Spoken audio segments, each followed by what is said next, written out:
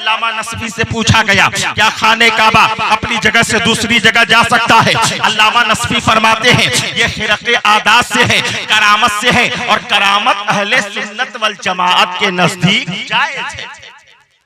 अल्लामा शामी से पूछा गया क्या खाने काबा अपनी जगह से दूसरी जगह जा सकता है?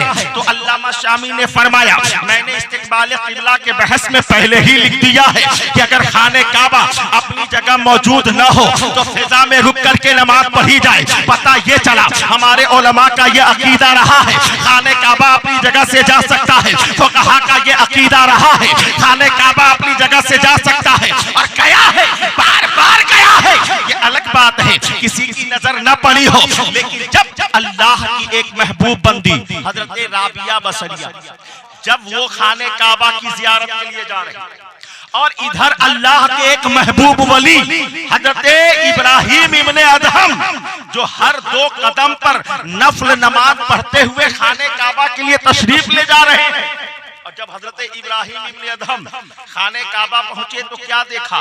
खाने काबा अपनी जगह मौजूद नहीं। तो खाने काबा अपनी जगह मौजूद न होने का क्या मतलब? क्या वो इमारत ही वहां से हट गई थी? कभी कभी ऐसा होता है ना कि हम यहाँ पर बैठे होते हैं लेकिन हमारा दिमाग कहीं और होता, यानी हम यहाँ हो करके भी यहाँ नहीं होते। होता है कि नहीं? हम यहाँ पर होते हैं, सोच हमारी कहीं और होती है, हम यहाँ पर मौजूद होते हैं, ज़हन हमारा कहीं और होता। तो यही हाल कि खाने काबा तो मौजूद होता है लेकिन जो उसका फैज, उसकी जो रूहानियत है वो वहाँ पे मौजूद न देखा। हजरत इब्राहिम इब्ने अदहम ने तो अल्लाह की बारगाह में अर्ज किया ए मौला मैं तेरे घर खाने काबा की ज़ियारत के लिए आया, खाने काबा कहाँ चला गया है? बैतुल्लाह कहाँ चला गया है? बारगाह मौला से आवाज़ आती है इब्राहिम इब्ने अदहम मेरी एक महबूब बंदी राबिया बसरिया आ रही है, खाने काबा उसकी ज़ियारत के लिए गया हुआ। जरा सोचो अल्लाह की वो महबूब बंदी राबिया बसरिया जिसका इस्तिक़बाल खाने काबा कर रहा है, जिसका इस्तिक़बाल खाने काबा कर रहा है। पता ये चला खाने काबा अपनी जगह से दूसरी जगह जा सकता है। अब सवाल ये पैदा हुआ, ज़हन में सवाल पैदा होगा कि आपने फरमाया कि एक मोमिन का मकाम खाने काबा से 70 गुना बढ़कर, एक वली का मकाम खाने काबा से 70 गुना बढ़कर, तो खाने काबा तो वो है जिसके दर के सामने अगर दुआ की जाए तो वो दुआ रद्द नहीं की जाती, दुआ कबूल हो जाया करती। खाने काबा के साए में जो दुआएं की जाए वो दुआएं रद्द नहीं होती, वो बारगाहे मौला में कबूल होती है, बारगाहे मौला में मुस्तजाब होती है। तो मैंने कहा कि सुनो, अगर खाने काबा की बारगाह में दुआ की जाए, खाने काबा के साए में अगर जो दुआएं की जाती है वो दुआ अल्लाह की बारगाह में मकबूल होती है, तो अल्लाह के वलियों के दर पर भी जो दुआ की जाती है उस दुआ को भी अल्लाह रद्द नहीं फरमाता, वो दुआएं भी अल्लाह की बारगाह में मकबूल हुआ करती हैं। और सुनो, वली के आस्थाने पर जाकर के दुआ मांगना ये उम्मती की बाद में नबी की पहले सुन्नत रही है, नबी की पहले सुन्नत रही है।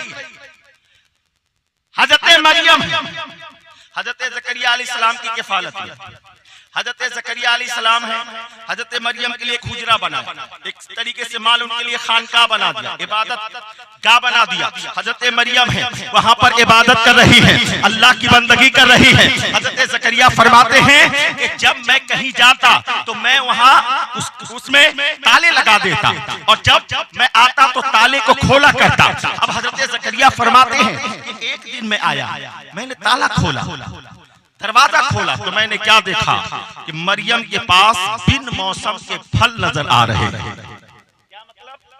जाड़े में गर्मी का फल, गर्मी में जाड़े का फल। हजरत ज़करिया सोचते हैं मैं यहाँ से जाता हूँ तो मुकफ्फल कर देता हूँ दरवाजा, चाबी मेरे पास, दरवाजा और कोई खोलने वाला नहीं, ये फल कहाँ से आते हैं? तो हजरत ज़करिया ने हजरत मरियम से फरमाया, ऐ मरियम अन्ना लके हादा, ये फल कहां से आए? कालत हुआ मिन इंदिल्लाह, कालत हुआ मिन इंदिल्लाह, इन्नल्लाह यर्ज़ुक़ु मन यशाअ बिगैर हिसाब। हजरत मरियम ने कहा, ये फल जो आप देख रहे हैं ये अल्लाह की जानिब से है, और अल्लाह जिसे चाहता है बगैर हिसाबो किताब के अता फरमाता है। हजरत ज़करिया ने सोचा कि अल्लाह ने हजरत मरियम का बड़ा मकाम अता फरमाया है कि इनकी बारगाह में बेमौसम फल आ जाता है, इनकी बारगाह में बेमौसम फल आ जाता है। उस वक्त हजरत ज़करिया की उम्र 99 साल है और उनकी बीवी की उम्र 98 साल है। अभी तक वो लावलद हैं, औलाद से महरूम, औलाद उनको नहीं हुई। महरूमी का लफ्ज मैं एक नबी की शान में नहीं बोल सकता। अभी तक वो लावलद है। उनकी बीवी आखिर है, 5 है, आयशा है, बच्चा पैदा करने की सलाहियत खत्म। अब हजरत ज़करिया के दिल में ये ख्याल पैदा हुआ कि जब अल्लाह हजरत मरियम के लिए बेमौसम फल अता कर सकता है तो परवरदिगार आलम की बारगाह में अगर मैं औलाद के लिए दुआ करूं तो अल्लाह तबारक व तआला इस उम्र में और इस बुढ़ापे में भी मुझे औलाद की नेमत अता फरमा दे। बात समझ में आई? अब जैसे ही दिल में ख्याल पैदा हुआ हजरत ज़करिया के, तो कुरान मुक़द्दस में है, हुनालिका दआ ज़करिया रब्बा, उसी मकामे विलायत पर जहां हजरत मरियम की खानकाह है, जहां हजरत मरियम की इबादत गाह है, वहीं पर खड़े होकर हुनालिका दआ ज़करिया रब्बा, अपने मौला की बारगाह में अर्ज़ किया, रब्बे हबली मिन लदुनका ज़ुर्रियतन तय्यबा, ए मौला मुझे पाक और साफ सुथरी औलाद अता फरमा, पाक और साफ सुथरी औलाद अता फरमा। सवाल यह पैदा हुआ, एक नबी है, एक वली के दर पर खड़े होकर के दुआ मांग रहा है। अब कोई कह सकता है यार कैसा मौलाना आया था साबरुल कादरी मुगल सराय से, एक नबी के मकाम से वली का मकाम बढ़ा दिया, एक नबी को वली के दर पर दुआ मांगने की बात। तो आप जवाब देना कि उन्होंने अपनी तरफ से नहीं कहा है, न कुछ घटाया है न कुछ बढ़ाया है, बल्कि खुदा ने जो फरमाया था उसी को बताया है। रब्बे कायनात ने कुरान मुक़द्दस में फरमाया ना, हुनालिका दआ ज़करिया रब्बा, उसी मकामे विलायत पर खड़े होकर हजरत ज़करिया दुआ करते हैं, उसी मकामे। सवाल ये पैदा हुआ कि उसी जगह क्यों खड़ा होकर के दुआ?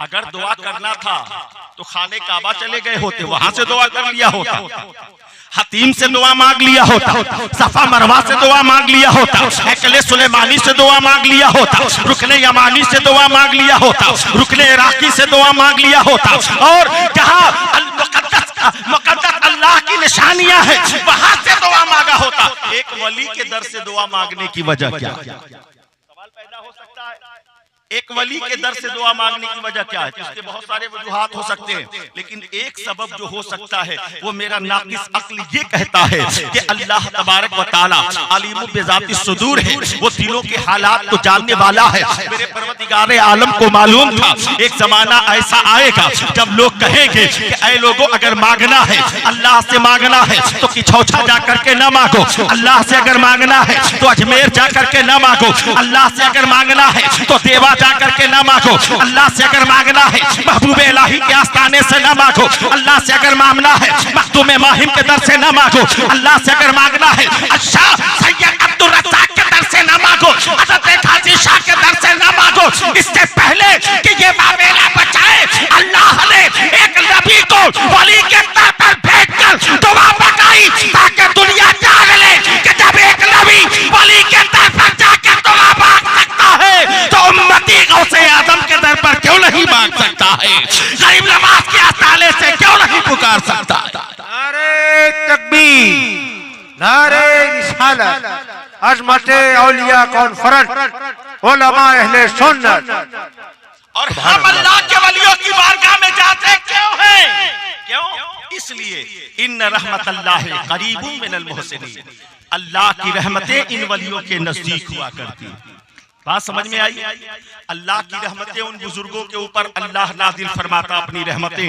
हम इसलिए जाते हैं ताकि रहमत के कुछ छींटे हम गुनहगारों को भी हासिल हो। थोड़ा सा याद करें, मिसाल के तौर पर हज़रत अल्लामा मौलाना रियाजुल कादरी साहब क़िबला तशरीफ फरमा, इनके लिए आपने पंखा लगाया, हवा इनको लगे, लेकिन हजरत मौलाना क़यामुद्दीन साहब बैठे, ये हमारे तशरीफ फरमा है।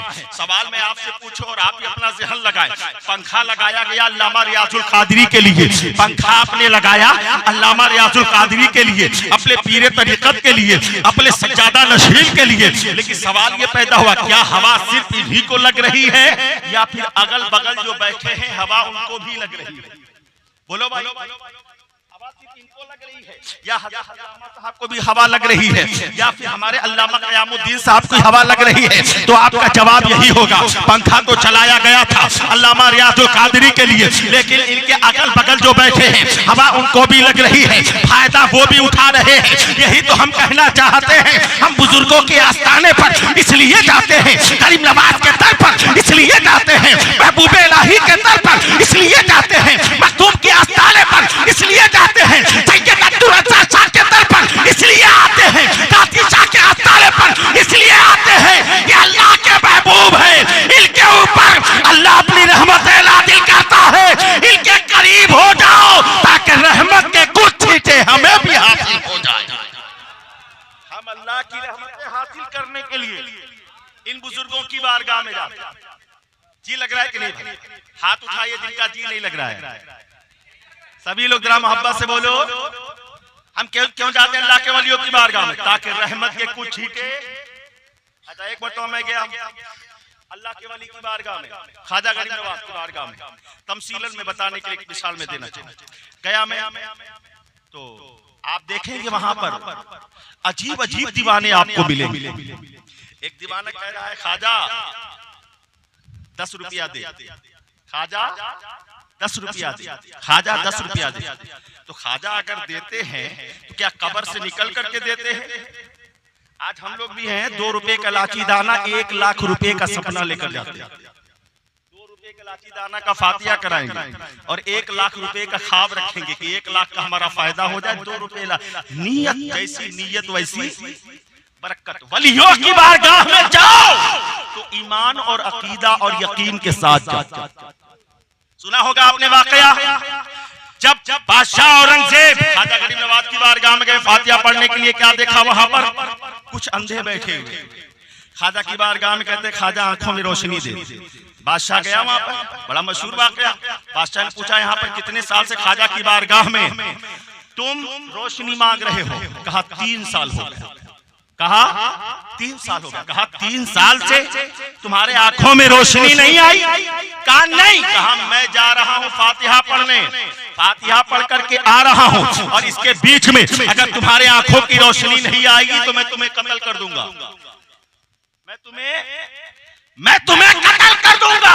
जब ये कहा बादशाह तो चला गया। अब तक वो 3 साल से ख्वाजा से सिर्फ जबान से कह रहे थे ख्वाजा मेरे आंखों में रोशनी दे दे, लेकिन जैसे ही मौत का साया अपने सर पर देखा है, जैसे ही औरंगजेब के जलाल का साया अपने ऊपर देखा है, फौरन दिल से मेरे ख्वाजा को पुकारना शुरू किया है। जब यकीन के साथ मेरे ख्वाजा को पुकारा तो अब मेरे ख्वाजा इसी यकीन का इंतजार कर रहे थे, इसी यकीन का इंतजार कर रहे थे, इसी यकीन का। और जब यकीन के साथ मेरे ख्वाजा को पुकारा है तो 3 साल से जो अंधे बैठे थे एक ही हाल में ख्वाजा गरीब नवाज ने उनकी आंखों में रोशनी अता फरमा दिया, बिलाई अता फरमा दिया। ये अल्लाह ने अपने वलियों को पावर अता फरमाया। मैं गया अजमेर शरीफ, क्या देखा? एक दीवाना है कह रहा ख्वाजा 10 रुपया दे, और एक तो भूल करके पता नहीं कैसे वो उस पार्टी वाला पहुंच गया। उस पार्टी वाला समझ रहे हैं? जाने के बाद कहा पैसा भीख मांगने वाले से, कहा ये 10 रुपया निकाला जेब में से, भीख मांगने वाले को दिया और कहा ले ये 10 रुपया पकड़, ये नहीं देने वाले, ये तो मरकर मिट्टी में मिल गए, ले मुझसे 10 रुपया पकड़। और जैसे ही फकीर ने 10 रुपया पकड़ा जेब में रखा और क्या कह रहा है, वारे ख्वाजा तेरी क्या शान है कि तूने दिलवाया भी तो उसी से जो तेरी ही बुराई कर रहा। रखा जेब में, तारीफ ख्वाजा की कर रहा। वो पलट करके आया, कहा बे भिखारी पैसा मैं दे रहा हूँ, तारीफ अपने ख्वाजा की कर रहा है, पैसा मैं दे रहा हूँ, गुणगान अपने ख्वाजा की कर रहा है, पैसा मैं दे रहा हूँ, तो तारीफ भी मेरी कर, पैसा मैं दे रहा हूँ तो बड़ाई भी मेरी कर। कहा मैं तुम्हारी बड़ाई क्यों करूँ? कहा इसलिए कि मैंने पैसा दिया है। तो उस दीवाने ने कहा अच्छा ये बता, कभी बाप के नाम पर 10 रुपया दिया? बोला नहीं। कभी माँ के नाम पर दिया? बोला नहीं। कभी बीवी के नाम पर दिया? बोला नहीं। ये 10 रुपया तुमने ख्वाजा ही के तो नाम पर दिया है। तो जिसके नाम पर दिया मैं उसकी तारीफ न करूं, मैं उसकी बड़ाई न करूं, तो फिर किसकी बड़ाई करूं? ख्वाजा गरीब नवाज हो या जितने भी अल्लाह वाले, वो अता तो करते हैं लेकिन कब्र से बाहर निकल करके नहीं। ऐसा जरिया और ऐसा वसीला बन जाता है कि हमारी दुआएं इनकी बारगाह में होती हैं और अल्लाह उस दुआओं को अपनी बारगाह में कबूल फरमा लेता है। ये अल्लाह वाले हैं, अल्लाह वाले। मैं गया ख्वाजा की बारगाह में, एक शख्स बैठ गया, कहा मौलाना कहाँ से आए हो? मैंने कहा बनारस से आया हूँ। कहा यहाँ अजमेर किस लिए आए हो? मैंने कहा अजमेर में मैं खुदा की रहमत लेने आया। कहा खुदा की रहमत अजमेर में लेने के लिए बनारस से आए? मैंने कहा हाँ। कहा क्या खुदा की रहमत बनारस में नहीं है? मैंने कहा है बनारस। कहा जब बनारस में खुदा की रहमत है तो अजमेर किस लिए जाते हो? जौलपुर में खुदा की रहमत है तो किछौछा किस लिए जाते हो? हमने कहा बनारस में क्या पूरी कायनात में हर जगह खुदा की रहमत है। बनारस हो, आजमगढ़ हो, जौनपुर हो, दिल्ली हो, कलकत्ता हो, यूपी हो, बिहार हो, पूरी जगह हर जगह खुदा की रहमत है। कहा जब हर जगह खुदा की रहमत है तो बुजुर्गों के दर पर क्यों जाते हो? बुजुर्गों के आस्थानों पर क्यों जाते हो? मैं सीधा साधा मौलवी उसकी बातों का जवाब न दिया, मैं वहां से चला आया। और जब आया रेलवे स्टेशन से 2 किलोमीटर दूर पर उस बंदे का घर। एक दिन मैं टहलते टहलते उधर गया। जाने के बाद मैंने क्या देखा? बंदा वही है, हाथ में सूटकेस लिया है, पैर में बूट पहना, जल्दी जल्दी रेलवे स्टेशन की तरफ जा रहा। धूप बिल्कुल शबाब पर है, सूरज बिल्कुल शबाब पर है, धूप से बिल्कुल पसीने से शराबोर है। मैंने उसको देखा, पहचान गया, यही वो बंदा था जिसने अजमेर में मुझे टोका था। मैंने उसका हाथ पकड़ा, पकड़ने के बाद कहा साहब कहाँ जा रहे हो? कहा मुझको दिल्ली जाना है, ट्रेन पकड़ने रेलवे स्टेशन जा रहा। कहाँ जा रहा हूँ? रेलवे स्टेशन ट्रेन पकड़ने जा रहा। कहा कि आप उतनी दूर जाओगे 3 किलोमीटर पैदल, धूप इतनी तेज है, सूरज अपने शबाब पर है, पसीने से शराबोर हो रहे हो, पैर भी तुम्हारा दर्द करेगा, तुम यहीं पर खड़े हो जाओ। वो जो रेलवे ट्रैक जो है तुम्हारे घर के सामने से होकर के गुजरी है, दिल्ली वाली जो ट्रेन आएगी ना वो इसी रास्ते से होकर के जाएगी। और जब ट्रेन आएगी तो ट्रेन को हाथ देना, ट्रेन रुकेगी, उस पर बैठना, बैठ करके चले जाना। उसने कहा मौलाना पागल ना बनाओ, ट्रेन छूट जाएगी तो फिर मैं दिल्ली नहीं जा पाऊंगा। हमने कहा छूटेगी कैसे? आएगी तो इसी रास्ते से जो तुम्हारे घर के सामने से रेलवे पटरी गई है, ट्रेन इसी रास्ते से आएगी। 2 किलोमीटर चलकर ट्रेन इसे तुम्हारे सामने से होकर के जाएगी। जब ट्रेन आएगी हाथ देना, ट्रेन रुकेगी, बैठ करके चले जाना। कहा मौलाना पागल हो गए हो? मैंने कहा मतलब आपको मालूम नहीं है गवर्नमेंट ने रेलवे लाइन हर जगह बिछाया है, लेकिन ट्रेन हर जगह नहीं पकड़ी जाती है, ट्रेन हर जगह नहीं रोकी जाती है। ट्रेन को पकड़ने के लिए रेलवे स्टेशन जाना होता है। पूरी दुनिया में जहां जहां देखो, पूरे मुल्क में हर जगह रेलवे ट्रैक बिछा हुआ है, रेलवे लाइन बिछा हुआ है। लेकिन बोलो मुसलमानों, अगर आपको ट्रेन पकड़ना होगा तो कहां जाना पड़ता है? रेलवे स्टेशन जाना होगा, रेलवे जंक्शन जाना होगा। कहा कि मौलाना टाइम लॉस ना करो, बस वक्त खत्म होने वाला है। अगर मैं स्टेशन न पहुंचूंगा ट्रेन छूट जाएगी, मैं दिल्ली न पहुंच पाऊंगा। हमने कहा छूटेगी कैसे? वो दिल्ली वाली ट्रेन इसी रास्ते से होकर के जाएगी। जब आएगी ट्रेन हाथ देना, ट्रेन रुकेगी, बैठ करके चले जाना। कहा मौलाना पागल हो गए हो? ट्रेन ने, गवर्नमेंट ने रेलवे ट्रैक को हर जगह बिछाया है, लेकिन रेलवे स्टेशन ट्रेन को पकड़ने के लिए रेलवे स्टेशन बनाया गया है, ट्रेन को पकड़ने के लिए रेलवे जंक्शन बनाया गया है। हमने कहा नादान, ये बात तो समझ में आ गई तो सुनो, जिस तरीके से ट्रेन पकड़ने के लिए रेलवे स्टेशन जाना होता है, हालांकि रेलवे लाइन हर जगह मौजूद है, रेलवे लाइन हर जगह मौजूद है, इसी तरीके से अल्लाह की रहमत हर जगह मौजूद है। बनारस में भी खुदा की रहमत, आजमगढ़ में भी खुदा की रहमत, इलाहाबाद में भी खुदा की रहमत, गोरखपुर में भी खुदा की रहमत, यूपी में, बिहार में, हर जगह खुदा की रहमत है। लेकिन अल्लाह ने गरीब नवाज के आस्थाने को रहमत का स्टेशन बना दिया है, गरीब नवाज के दर को रहमत का स्टेशन बना दिया है। जब ट्रेन पकड़ना होता है रेलवे स्टेशन जाते हैं, और जब अल्लाह की रहमतें हासिल करनी होती है तो अल्लाह वालों के दर पे जाया कर। नारे तकबीर, नारे तकबीर, नारे रिसालत, उलमाए अहले सुन्नत, मसलके आला हजरत, फैजाने आला हजरत, उर्से मुक़द्दस, नारे तकबीर, नारे रिसालत। ये है अल्लाह वालों की शान। हम हम अल्लाह वालों की बारगाह में इसलिए जाते हैं, और अल्लाह वाले ऐसे होते हैं कि अगर उन्हें मुसीबत में पुकारा जाए तो वो हमारी मदद के लिए तशरीफ लाया करते हैं। सरकार गौसे आजम फरमाते हैं कि अगर मेरा मुरीद मशरिक में हो और मैं मगरिब में रहूं, या मैं मगरिब में रहूं मशरिक में रहूं, वो मगरिब में रहे, और अगर मुसीबत के वक्त वो मुझे पुकार दे तो मैं अब्दुल कादिर उसकी मदद के लिए तशरीफ ले जा सकता हूं। शान अल्लाह ने गरीब सरकार गौसे आजम को अता फरमाया, ये अल्लाह ने गौसे आजम को मकाम अता फरमाया। अब कोई पूछेगा भाई पूरी दुनिया एक किनारे पर गौसे आजम, दूसरे छोर पर उनका कोई मुरीद है या कोई चाहने वाला, अगर पुकारेंगे तो वो वहां से यहाँ कैसे आएंगे? हमने कहा ना, जो अकल में ना आए वलियों से जो बात सादिर हो अकल में ना आए, इसी को तो करामत कहा जाता है। और इस तरीके के वाकयात और इस तरीके की करामत कुरान मुकद्दस से साबित है। जब हजरत सुलेमान अलैहिस्सलाम अल्लाह के एक पैगंबर हैं, नबी हैं, पूरी दुनिया पर उनकी हुकूमत, हवाओं पर उनकी हुकूमत, जब मुल्क सबा की वो मलिका बिल्कीस जब आई हजरत सुलेमान अलैहिस्सलाम की बारगाह, थोड़ा सा ध्यान हाजिर करें, अब बस मेरी तकरीर खत्म होने वाली है, अभी चंद लम्हों में वो पहुंचने वाली है। सुलेमान अलैहिस्सलाम का दरबार लगा है।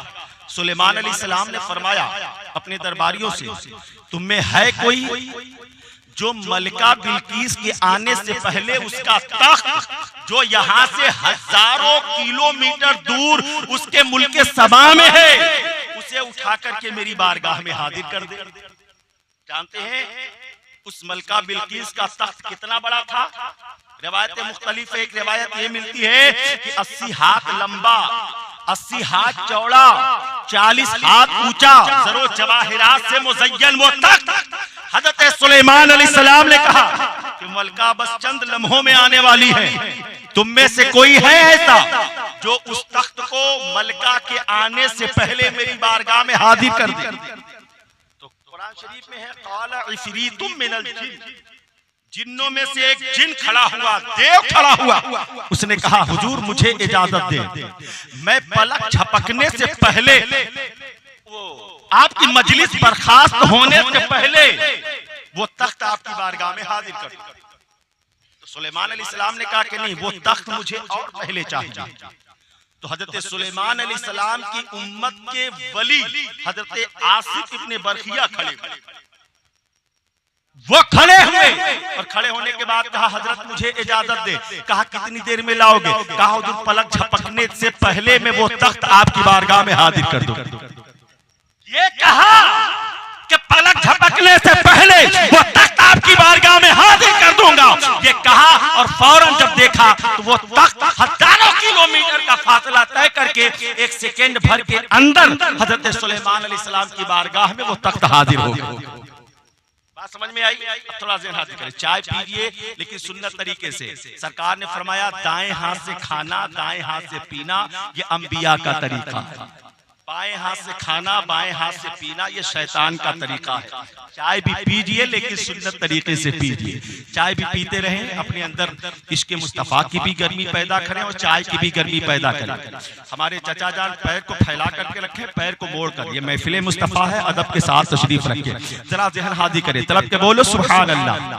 हाँ, बोलते रहें, बेदारी पैदा करते हैं। अभी देखिए 1:45 होने वाले हैं, बस मेरी बात अब खत्म होने वाली। हजरत सुलेमान अलैहिस्सलाम की उम्मत के वली हजरत आसिफ बरखिया हैं, क्या कहा? पलक झपकने से पहले वो तख्त आपकी बारगाह में हाजिर हो जाएगा। अभी ये कहा वो तख्त हजरत सुलेमान अलैहिस्सलाम की बारगाह में हाजिर हो गया। अब जरा सोचो, जब हजरत सुलेमान अलैहिस्सलाम के उम्मत के वली हजरत आसिफ बरखिया के अख्तियार और उनके पावर का ये आलम है, तो नबियों के नबी सैयदुल अंबिया मुहम्मदुर रसूलुल्लाह के औलिया में जो सबसे आला मकाम अल्लाह ने गौसे आदम को अता फरमाया है, उस अब्दुल कादिर के मकाम और उनके अख्तियार और पावर का आलम क्या होगा?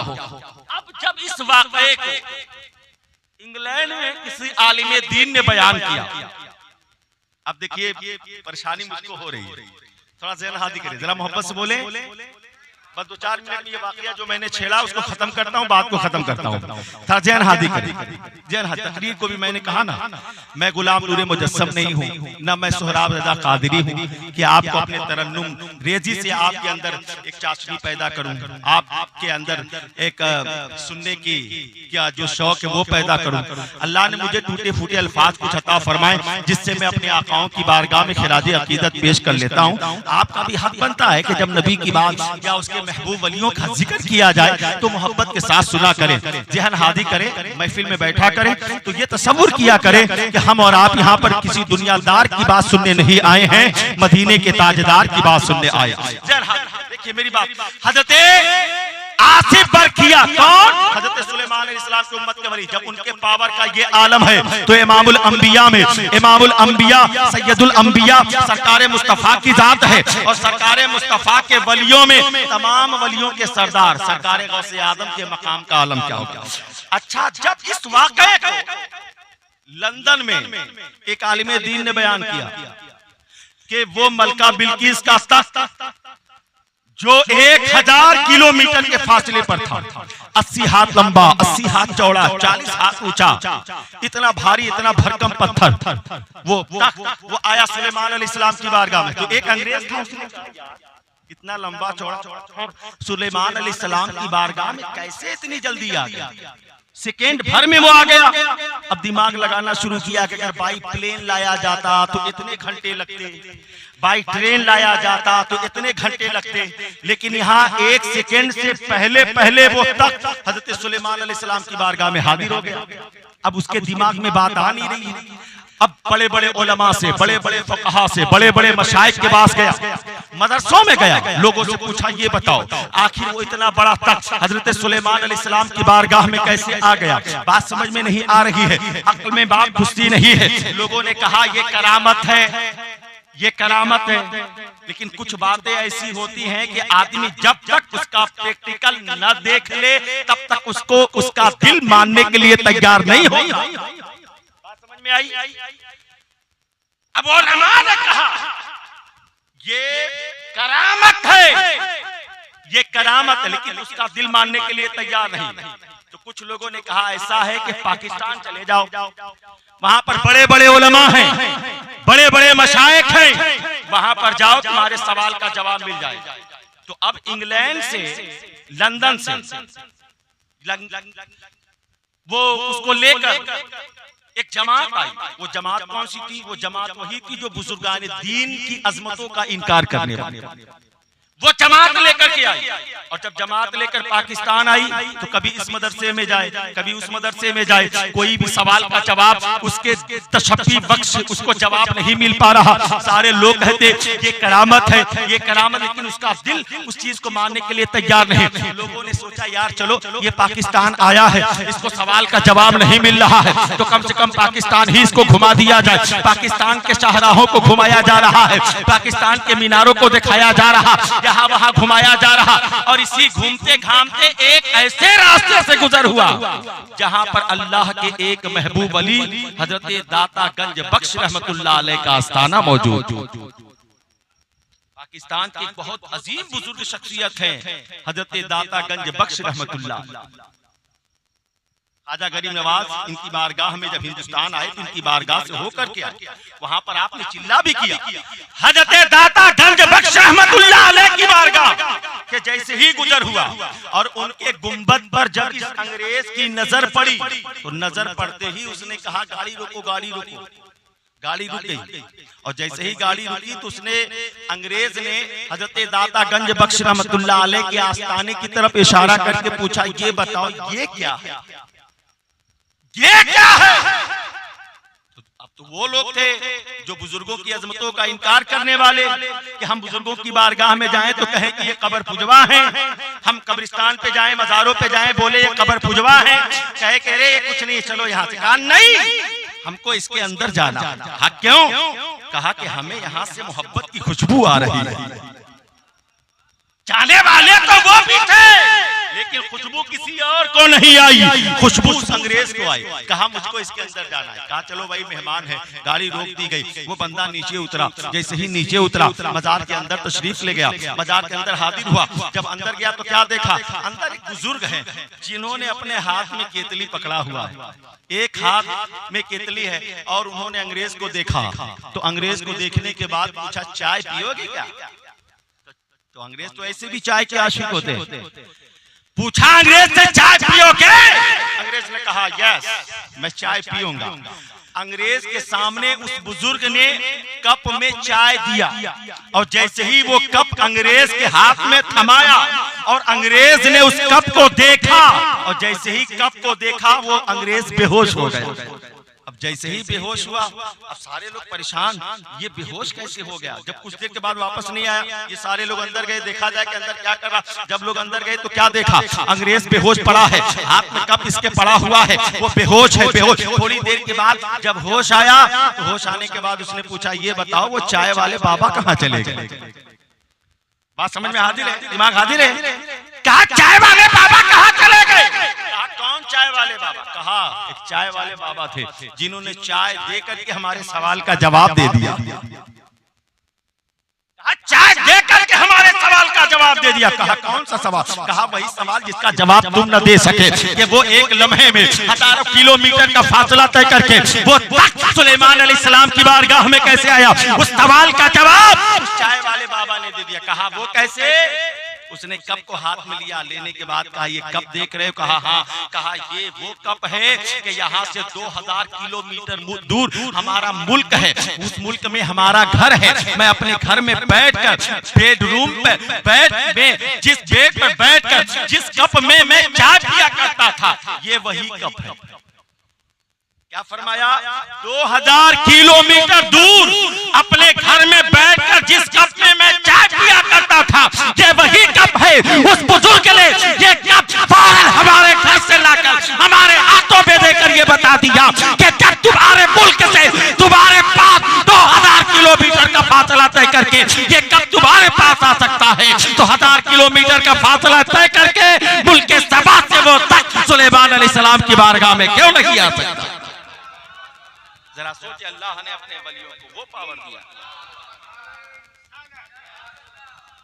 कि अल्लाह ने अपने वलियों को मकाम अता फरमाया। इसीलिए अल्लाह ने फरमाया या अय्युहल्लज़ीना आमनुत्तकुल्लाह, ऐ ईमान वालो अल्लाह से डरो सच्चों के साथ। अल्लाह से डरो सच्चों के साथ हो जाओ। अब ये सच्चे कौन हैं? हम जिनका उर्स मना रहे हैं, हजरत अब्दुल रज़्ज़ाक शाह सच्चे हैं, हजरत खासी शाह सच्चे हैं, अल्लाह के मुक़द्दस औलिया सच्चे हैं। वक़ूलू मस्सादिकीन, इस सच्चों के साथ हो जाओ। तो अब सवाल पैदा हुआ कि अगर हम इन सच्चों के साथ रहेंगे तो हमें फायदा क्या होगा? तो सरकार की हदीस बयान करती है अलबरउ मअ मन अहब्बा, इंसान दुनिया में जिससे भी मोहब्बत करेगा उसका अंजाम उसी के साथ होगा। अब अगर दुनिया में हम गौसे आजम से मोहब्बत करेंगे, गरीब नवाज से मोहब्बत करेंगे, मखदूम सिमला से मोहब्बत करेंगे, अब्दुल रज़्ज़ाक शाह से मोहब्बत करेंगे, हज़रत शाह खासी शाह रहमतुल्लाह अलैह से मोहब्बत करेंगे, हमारा ईमान ये बोलता है ये आगे आगे जन्नत में जाएंगे। इनसे मोहब्बत की बुनियाद पर क़यामत के दिन हम गुनहगार भी इनके दामन को पकड़कर जन्नत में दाखिल हो जाएंगे। बस यही होना चाहिए कि अगर आप सच्चे हैं तो हकीकत में इनके साथ सच्चे होने का दावा कर रहे हैं तो सच्चा हो करके भी दुनिया वालों को दिखाएं। ये नहीं कि हम सच्चा होने की बात भी करते हैं, नमाज रोजा से कोई मतलब नहीं, मोहब्बत रसूल की बात भी करते हैं, इश्क मुस्तफ़ा हमारे अंदर हमारे सीने में मौजूद नहीं है, हम जबान से बस यूं ही दावा करते हैं हम हुजूर के गुलाम हैं, हम हुजूर के हज़रात, हम लाख मर्तबा कहें हम हुजूर के गुलाम हैं, कोई कमाल नहीं। अल्लामा रियाद बोले हम नबी के गुलाम हैं, कोई कमाल नहीं। अल्लामा क़यामुद्दीन बोले हम नबी के गुलाम हैं, कोई कमाल नहीं। जनाब सोहराब कादरी बोले हम नबी के गुलाम हैं, कोई कमाल नहीं। आप बोलो हम नबी के गुलाम हैं, कोई कमाल नहीं। कमाल इसमें नहीं है कि हम कहें नबी के गुलाम हैं, कमाल तो तब है जब नबी कह दे ये मेरा गुलाम है। कमाल तो तब है जब मुस्तफ़ा कह दे ये मेरा गुलाम है। तो मुस्तफ़ा किसे कहेंगे मेरा गुलाम? जो मुस्तफ़ा वाला काम करेगा, जो मुस्तफ़ा की सुन्नतों को अपनाएगा, जो सरकार की सीरत को अपनाएगा। मैं इन्हीं चंद जुमलों के साथ अपनी बातों को खत्म करता हूँ। आखिर दवाना अनिल हम्दुलिल्लाहि रब्बिल आलमीन। अस्सलामु अलैकुम व रहमतुल्लाहि व बरकातुहू।